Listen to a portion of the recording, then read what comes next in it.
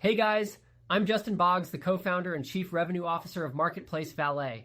We have been an Amazon seller since 2006 with over 400,000 reviews as a seller.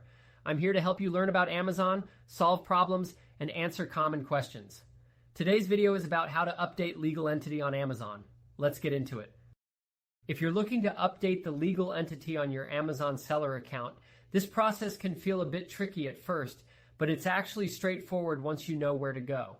Let's dive into it step by step so you can get this done without any hiccups. Start by logging into Seller Central, and once you're on the home page, locate the gear icon at the top right corner.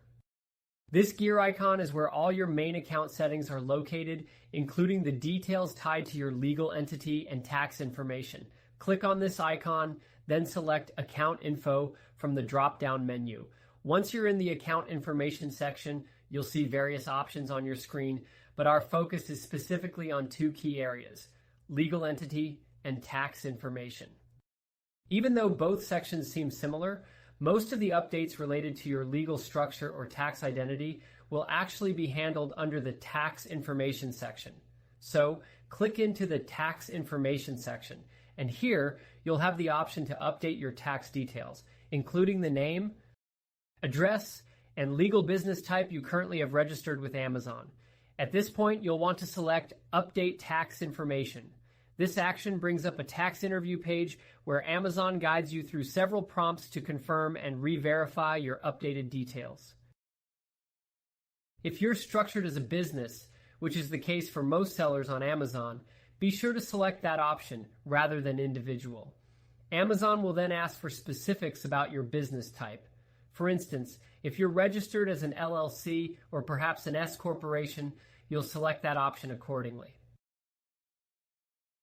There are also other types available, like a sole proprietorship or partnership, depending on how your entity is registered.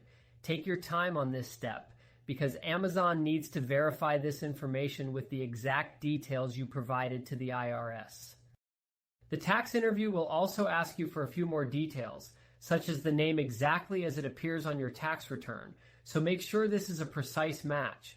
You'll also have the option to include a DBA or doing business as name if applicable.